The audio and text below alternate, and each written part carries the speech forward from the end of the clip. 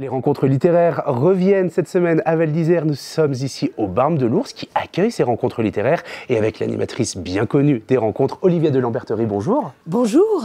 Ravi de vous revoir ici à Val d'Isère. Ça faisait longtemps. Mais oui, ça faisait depuis avant le confinement. Écoutez, quel plaisir pour moi d'abord. Quel plaisir pour la littérature. Vous savez, je pense que c'est magique. Je ne connais pas d'autres hôtels aussi paradisiaques qui aiment autant la littérature et qui la soutient. Donc un grand merci à Madame André, la propriétaire des Barmes de l'Ours. Un immense merci à Valérie Boulanger, la directrice qui nous accueille avec tellement de sourire et d'efficacité. Et une pensée pour Jean-Paul, évidemment. Jean-Paul Chaffran, libraire historique de Val d'Isère, qui avait initié ces rencontres et qui était un merveilleux partenaire et qui maintenant jouit d'une retraite bien méritée dans le Cotentin, c'est ça. On l'embrasse s'il nous regarde, évidemment. 3 rencontres organisées cette semaine, ça commence dès ce soir. Dès ce soir avec Pascal Bruckner. Pascal Bruckner, vous savez, il est difficile à réduire à une seule case. Il est philosophe, il est romancier, il est essayiste et il va nous parler de la passion de sa vie. Vous savez ce que c'est? Pas du tout. La montagne. Ah, la même passion que la nôtre alors. Exactement. Il a écrit un petit traité d'élévation sur la montagne absolument magnifique et je suis sûre que ça sera passionnant. Donc ça, c'est ce soir, c'est ce mercredi, ça se passe à 19 h au Barme de l'Ours. On retrouvera aussi quelqu'un qui est déjà venu, je crois, pour les rencontres littéraires, Félicité Herzog. Oui, qui est une habituée de Val d'Isère et qui est aussi une habituée des librairies. Vous savez, on l'avait découverte avec un très beau livre, un livre très intense sur son père, Maurice Herzog, et Félicité Herzog revient avec un livre sur sa mère.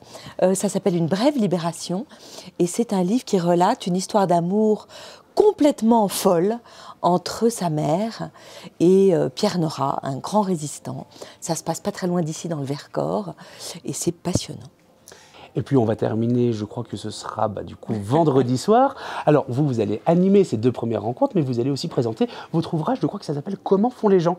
Exactement, ça ce sera vendredi, ce sera une rencontre animée par Jérôme Neutre et j'aurai la chance de présenter mon 2e livre, un roman qui s'appelle Comment font les gens, qui est un roman dans lequel j'ai voulu interroger la vie des femmes. Comment font les femmes pour tout faire? Ah donc pourquoi ça s'appelle pas Comment font les femmes alors? Parce qu'il y a aussi beaucoup de messieurs dans ce livre, parce que je trouve qu'aujourd'hui la vie des hommes ressemble, la vie des pères ressemble à celle des mères. Et j'ai voulu raconter la folle vie des hommes et des femmes. Comment est-ce qu'on fait pour tout faire? Être de bons parents, travailler, rester évidemment séduisant, s'amuser, faire du sport, faire la cuisine, faire à manger. Exactement, faire tout à la fois.